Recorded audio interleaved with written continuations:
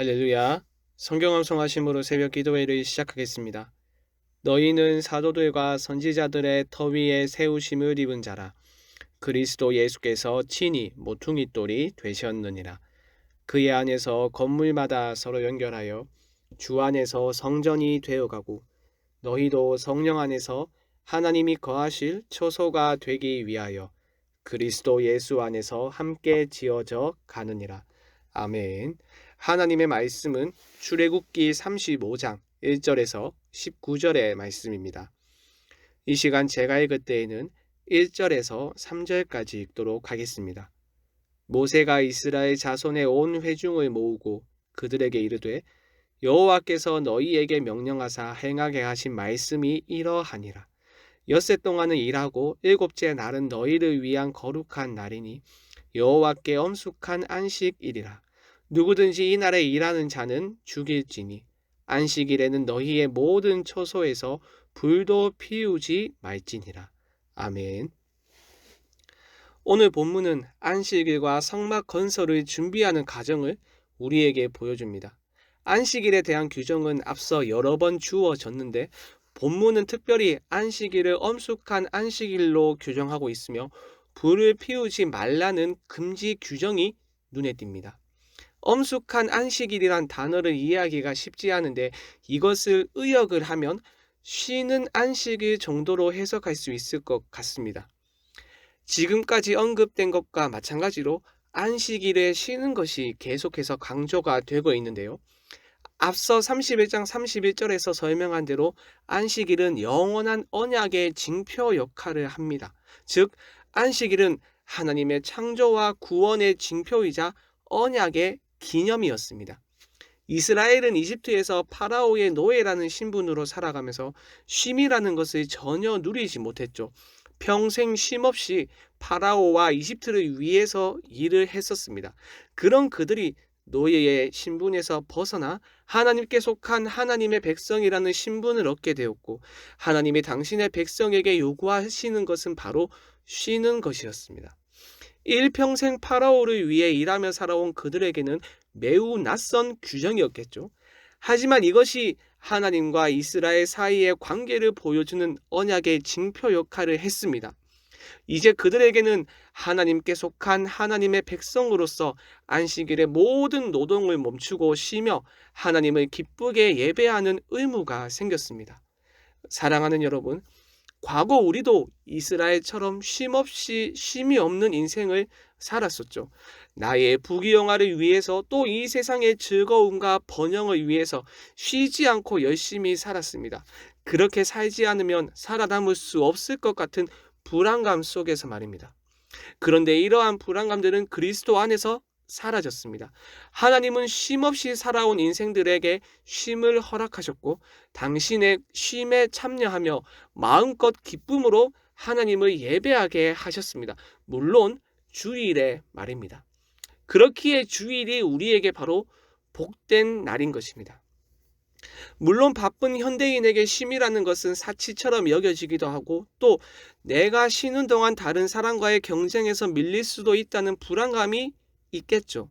하지만 그 모든 불안감을 하나님께 맡기고 하나님이 주신 쉼을 기억하고 누림으로써 하나님을 예배하는 여러분이 되길 바랍니다.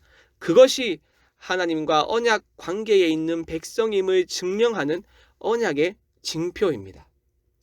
그리고 이어서 본격적으로 성막 건설을 위한 준비에 착수합니다. 먼저 4절로 9절 말씀을 보시면 성막을 건설하는 데 필요한 재료들이 나열되어 있는데 만약 백성들이 이것들을 소유하고 있고 또 마음에 감동이 되어 물건을 드리고자 하는 사람은 자원하여 드리라고 말합니다. 5절의 말씀을 보시죠. 너희의 소유 중에서 너희는 여호와께 드릴 것을 택하되 마음에 원하는 자는 누구든지 그것을 가져다가 여호와께 드릴지니.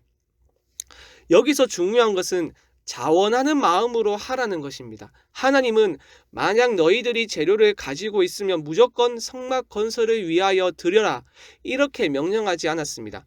가지고 있더라도 마음에 내키지 않으면 억지로 하지 말고 자원하는 마음으로 기쁨으로 성막 건설을 위하여 드려라 라고 말씀하셨습니다. 이스라엘은 애굽을 탈출하면서 결코 빈손으로 나오지 않고 그들이 구하는 대로 많은 물품을 취하였는데 이 모든 것들은 하나님이 은혜로 주신 것들입니다. 12장 36절은 이렇게 말합니다.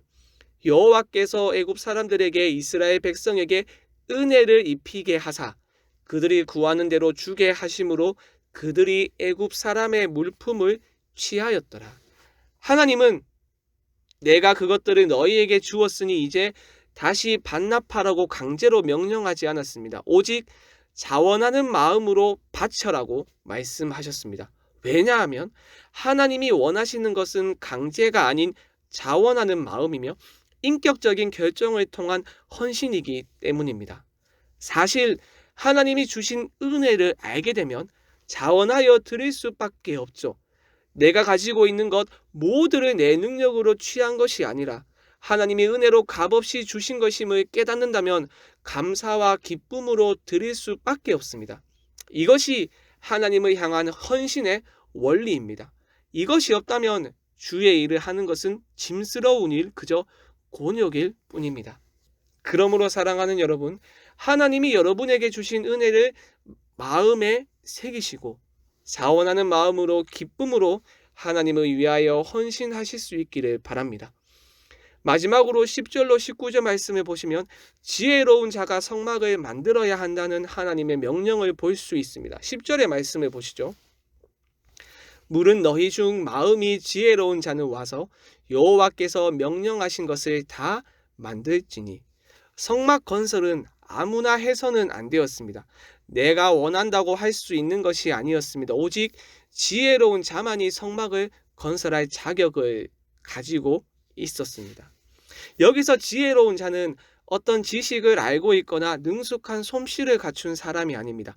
지혜로운 자는 성령의 다스림을 받는 사람을 의미하며 또 거룩하신 하나님을 경외하는 사람입니다. 왜냐하면 그런 마음을 가진 사람이라야 사람들의 환호를 받기 위하여 금송아지를 만들지 않고 하나님이 기뻐하시는 뜻을 따라 성막을 건축할 것이기 때문입니다. 사랑하는 여러분, 우리가 주의 몸된 교회를 섬길 때도 마찬가지입니다. 우리의 지식을 따라 세상의 원리를 따라 교회를 섬겨 나가고 세워 나가는 것이 아닙니다. 하나님을 경외하는 마음으로 오직 성령의 다스림을 받으며 교회를 세워나갈 때 하나님이 기뻐하시는 교회가 될 줄 믿습니다. 그러므로 여러분 모두가 성령의 다스림을 받는 지혜로운 자가 되어서 주의 몸된 교회를 건강하게 세워나가길 바랍니다. 함께 말씀 생각하며 합심으로 기도하겠습니다. 하나님이 허락하신 안식에 기쁨으로 참여하며 하나님을 예배할 수 있도록 붙들어 주시고 또한 성령의 인도하심을 받으며 자원하는 마음으로 주의 몸된 교회를 섬길 수 있도록 하나님 붙들어 주시옵소서. 목요일은 교회와 가정을 위하여 기도하는 날입니다. 설립 70주년을 맞이하여 교회가 성령 안에서 참된 회복과 부흥을 경험하게 하옵소서. 또한 모든 가정에 주님의 은총이 가득하게 하시고 가정 예배가 회복되고 오직 주님의 손을 의지하는 믿음의 가정으로 세워 주시옵소서. 마지막으로 코로나로 인한 어려움을 극복할 수 있도록 도와주시고 한국교회가 복음으로 돌아가 참된 경건을 회복할 수 있도록 하나님 이 땅의 교회를 불쌍히 여겨 주시옵소서. 이 외에도 개인의 기도 제목을 가지고 자유롭게 기도하시면 되겠습니다. 주님의 이름을 한번 부르고 자유롭게 기도하겠습니다. 주여